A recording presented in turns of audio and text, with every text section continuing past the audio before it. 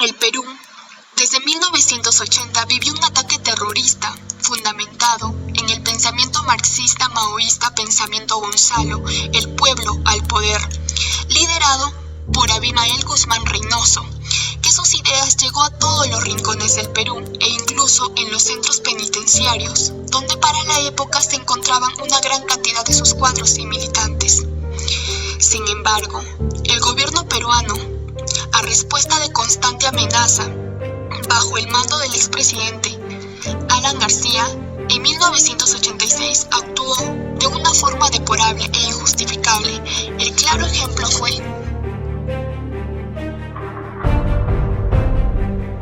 masacre en el Frontón.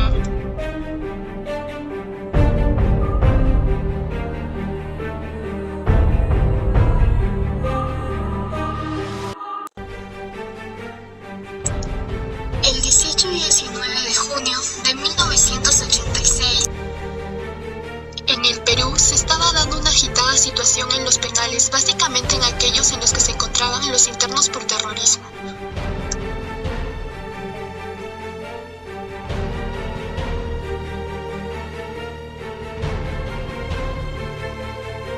Su incomodidad de los internos fue la ausencia mínima de condiciones de vida en las cárceles, la lentitud en los procesos judiciales y el maltrato sistemático.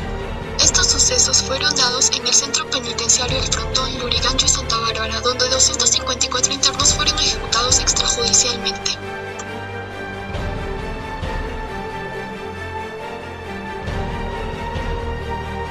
Estos hechos sucedieron de esta manera.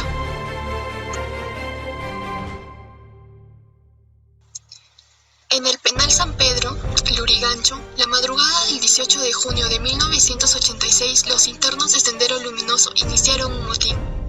Los amotinados denunciaron un intento de genocidio,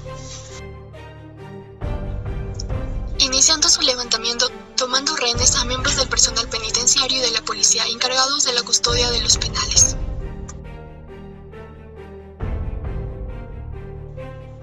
Como se había tomado un rehén, el gobierno intentó, mediante peticiones, llegar a una solución con la finalidad de obtener la libertad del rehén. Sin embargo, no se llegó a concretar nada. A razón de esto, el comandante de la Guardia Republicana, Manuel Ceballos, y los oficiales de la Guardia fueron presionados por el representante del Comando de Conjunto de las Fuerzas Armadas.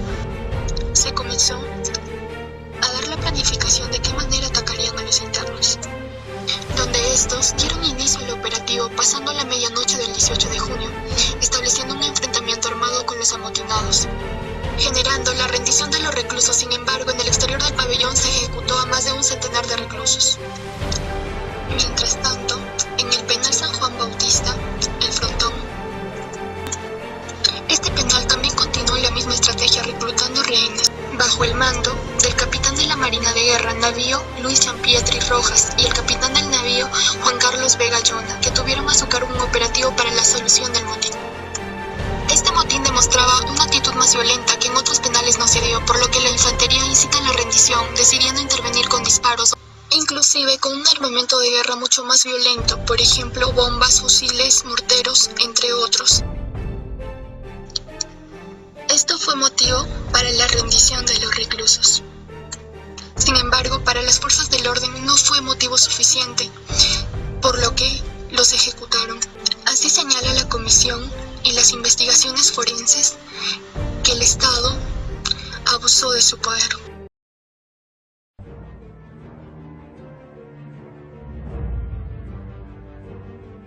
El pueblo ha votado por un nuevo estilo ético de gobierno, por un cambio histórico y moral en la conducción, un gobierno sustentado en decir la verdad y no temerle a ella por impopular que hoy. En este mismo discurso señaló que tendría especial énfasis en los derechos humanos de la población. Sin embargo, ese gobierno, después de venir ocultando lo ocurrido en los penales San Pedro, Santa Bárbara y El Frontón, oficialmente admitieron la posibilidad de haberse cometido excesos en el uso de la fuerza. Este caso primero se vio en el fuero militar, donde se absolvió a 111 marinos investigados y se archivó el caso. La Marina de Guerra del Perú inició un proceso que fue sobreseído de manera definitiva por el Consejo Supremo de Justicia Militar. La Corte Interamericana de Derechos Humanos emitió una sentencia por la desaparición de Norberto Durán y Gabriel Ugarte, quienes fueron absueltos posteriormente, y señalando que era su obligación esclarecer los hechos y sancionar a los responsables, por lo que se ordenó reabrir las investigaciones contra Alan García y Agustín Mantilla por su presunta responsabilidad. El 26 de enero del 2006, la Quinta Fiscalía resolvió el archivo definitivo, excluyendo a toda la escuadra aprista que estuvo al mando en ese entonces. Posteriormente, en 2009, el Cuarto Juzgado Penal Supraprovincial abre procesos contra 22 marinos, y en diciembre del 2012 añade 11 marinos más, teniendo así a 33 marinos procesados. En junio del año posterior se suman 2 marinos más a las acusaciones, y en abril del 2016 la Fiscalía formula un dictamen único contra los 35 marinos. A la fecha aún no hay sentencia oficial. Las audiencias siguen dándose cada 15 días aproximadamente. Hay cerca de 200 testigos del caso y 34 acusados, ya que uno de ellos fue absuelto meses antes.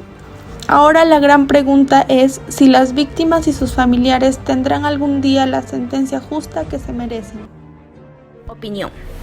La Comisión de Verdad y Reconciliación en la historia de nuestro Perú registra un caso penoso hasta el día de hoy, que fue la masacre en el penal El Frontón, año 86, que acabó con la vida de más de 200 internos acusados o sentenciados por actos terroristas, que una vez rendidos y calmados fueron ejecutados por agentes del Estado.